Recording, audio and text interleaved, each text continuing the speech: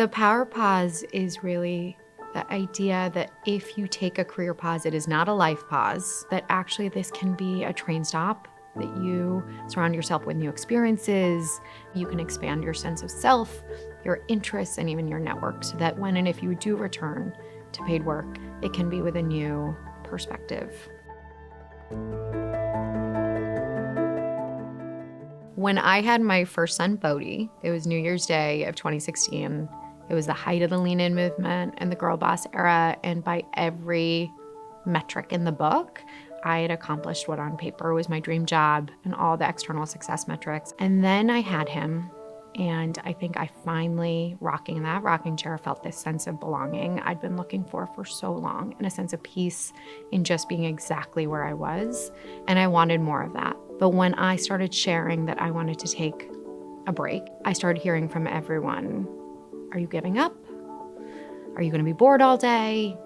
Why did you even bother with business school? And what I realized was that we were contending with these really old archetypes of stay-at-home motherhood. And everywhere I looked, there was incredible content for the traditional working parent, but it seemed to leave everyone who was choosing something different to make room for family life for a chapter back in the 1970s with apron strings. The nature of the movement I've started since is really to redesign the narrative so more women can have more choices available to them. I think so many of us seek belonging. It's in our nature. And for a long time, I'd gotten that belonging and self-worth from what I did for a living. That's many millennial women who are raised with this expectation that we could thrive also in the workforce. I had to reconcile my own sense of ambition, my own sense of success, my own sense of feminism, my own sense of being a modern woman, because I felt all of those things. But the stereotypes and stigmas that were sort of haunting my decision made it clear that I was contending with an age-old archetype. And I think if we empower women to recognize the work that they're doing and that they're contributing, that we allow them to realize that their partner who's working out of the home right now is equally dependent on them, then we allow ourselves to get the support we need to actually be able to thrive in this stage of life. There's two ways in which we can unlock the full possibility of a career break. One is staying fully open to the reality that parenting today, whether you're parenting toddlers or teenagers, it demands so much, both time, but also intellectual and emotional capacity, that it forces us to grow in ways we can't even imagine, right? But I would go one step further and to say that actually the biggest superpower I felt coming out of my stage of life fully at home with kids is perspective.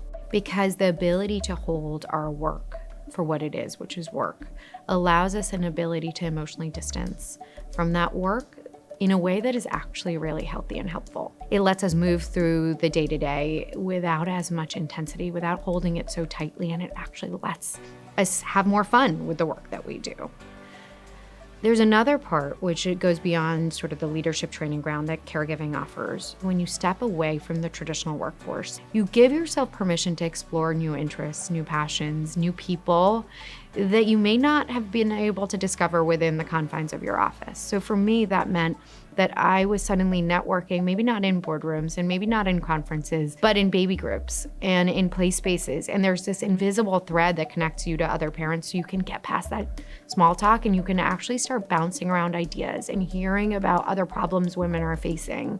We're looking at a generation of fathers who are spending 3 times the amount of time with their kids than any generation prior. So put that together and you're looking at a woman who's existing much more in a fluid state of ambition and family, who's able to use this stage of life to actually stay connected, who's not defending tradition and serving her husband at the end of the day, but leaning on her partner to create an equitable household so that she has room to grow alongside her kids as well. I think for many women, when they step into career breaks like I did, they question their sense of ambition, because for so long, ambition has been tied to salary progression and promotion, as has success. When you step away from both of those things, you have to figure out, well, what does ambition mean now? If I identify as an ambitious person, going through the thought exercise of parting with other people's approval actually unlocked my ability to take other risks, whether it was starting a small little Instagram or a small little blog that would then turn into the work that I'm doing now. A lot of the work that we've done is giving women language to own their story. both what they did previously, but what they're working on now. Women are the most incredible problem solvers, and nothing brings out the problem solver like motherhood. These are women who were starting in the fringe hours of family life to tinker with little ideas that were gonna become big ideas. Not only does motherhood reshape your perspective, but it can unlock so much possibility as soon as you recognize that, yes, you've parted with what culture has for so long respected as the work that you do, but you're stepping into an open canvas of work and passions and network that can lead you to where you're meant to be next. The goal of this book is never to say that a pause is the right choice, but it is to say that women are able to make room for different priorities over the long game of family and career.